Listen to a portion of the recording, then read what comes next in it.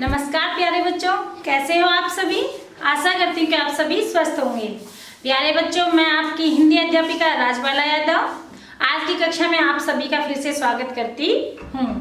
प्यारे बच्चों, हमने वीडियो भाग संख्या 1 में अलंकार के शब्द के बारे में जाना, अलंकार के भेद के बारे में जाना। अब हम जानते हैं वीडियो भाग संख्या 2 में अलंकार के जो दो भेद थे, शब्द अलंकार और अर्थ अलंकार। तो उसमें सबसे पहले शब्द अलंकार के भेद के बारे में जानेंगे। जैसा कि मैंने वीडियो भाग संख्या 1 में बताया था, जहाँ शब्द के कारण काव्य में चमत्कार उत्पन्न होता है वहां पर शब्द अलंकार होता है। तो इस वीडियो में हम जानेंगे शब्द अलंकार के भेद के बारे में कि शब्द अलंकार के जो भेद हैं वो कितने होते हैं। तो बच्चों, शब्द अलंकार के 3 भेद होते हैं। कितने भेद होते हैं? 3 भेद होते हैं। आइए जानते हैं कौन कौन से। नंबर 1 अनुप्रास अलंकार, नंबर 2 यमक अलंकार और नंबर 3 श्लेष अलंकार। तो समझ में आया शब्द अलंकार के कितने भेद हैं? 3 भेद हैं। नंबर 1 अनुप्रास, नंबर 2 यमक अलंकार और नंबर 3 श्लेष अलंकार। अब हम इनके एक एक के बारे में जानते हैं कि इनकी परिभाषा और इनके उदाहरण कैसे होते हैं या इनकी परिभाषा क्या होती है। तो सबसे पहले हम शब्द अलंकार के पहले भेद को लेते हैं, अनुप्रास अलंकार।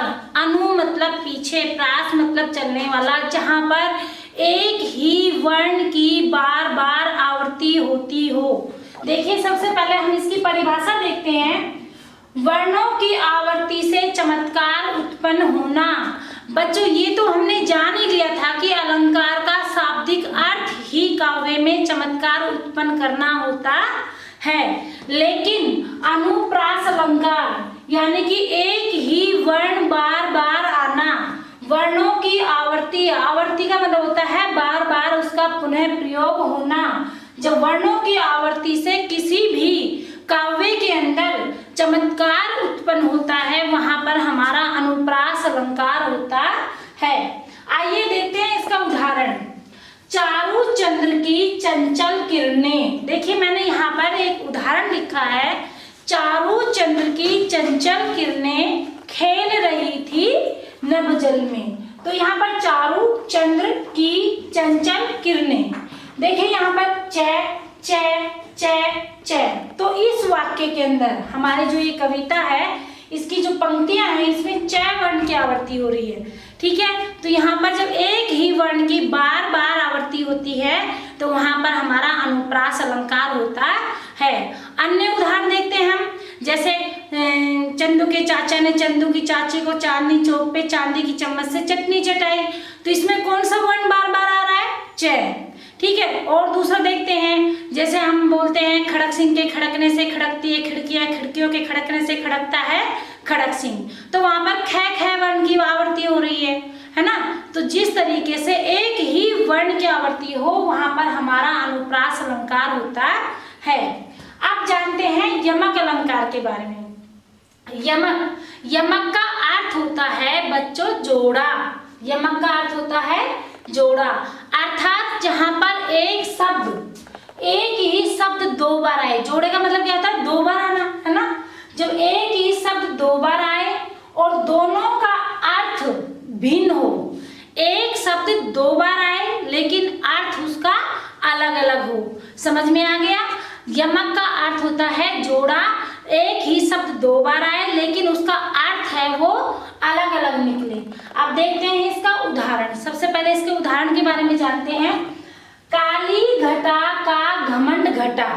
देखो, मैंने उदाहरण लिखा है, काली घटा का घमंड घटा।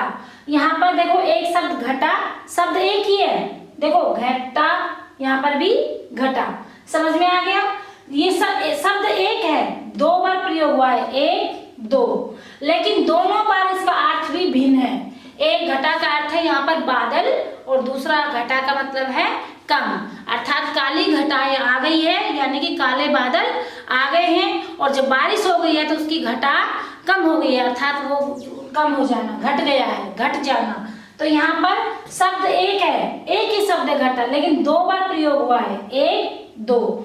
शब्द एक है और उसका अर्थ दोनों का, एक घटा का अर्थ है बादल और दूसरी घटा का अर्थ है कम होना। तो ये था हमारा यमक। अब है तीसरा शब्द अलंकार, श्लेष अलंकार। श्लेष का अर्थ होता है चिपकना, अर्थात शब्द एक है और उसके अर्थ बहुत सारे हैं। श्लेष का अर्थ चिपका, जैसे गुड़ की डली एक होती है और मक्खियाँ बहुत सारी भिनभिनाई रहती है, तो श्लेष का अर्थ भी है चिपका हुआ, अर्थात शब्द एक है लेकिन अर्थ बहुत सारे निकलते हैं। आइए जानते इसकी परिभाषा। जब शब्द एक हो तथा उसके अर्थ अनेक हो, मैंने अभी आपको क्या उदाहरण दिया कि गुड़ की डली कैसी होती है, एक होती है लेकिन मक्खियां बहुत सारी भिनभिनाती है। ऐसे ही हमारे श्लेष का अर्थ होता है चिपकना, जहां पर शब्द एक हो लेकिन उसके अर्थ बहुत सारे निकलते हों। उदाहरण देखते हैं। मंगन को देखी पट, देत बार बार है। देखो यहाँ पर शब्द एक है पट, लेकिन इसके अर्थ अनेक निकलेंगे। यहाँ पर शब्द एक है पट और उसके अनेक अर्थ हैं वस्त्र और दरवाजा।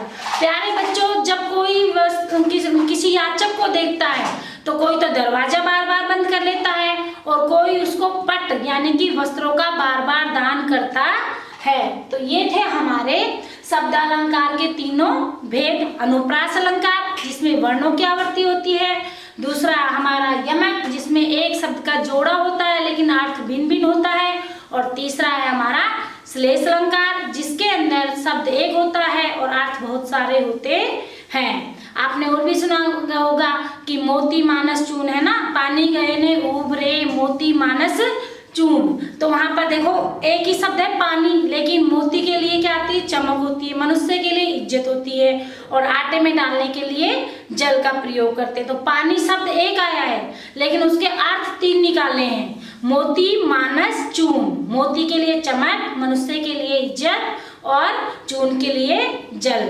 तो यहाँ पर हमारा श्लेष अलंकार होता है। तो प्यारे बच्चों, ये थे हमारे शब्दालंकार के भेद। आशा करती हूँ आपको अच्छे से समझ में आया होगा। प्यारे बच्चों, मैं आपसे फिर मिलूंगी अगली वीडियो में एक नए अध्याय के साथ। तब तक आप अभ्यास करते रहिए और इस वीडियो से संबंधित कार्यपत्रिका और प्रक्षेपण आपको जल्दी ही मिल जाएगा। धन्यवाद।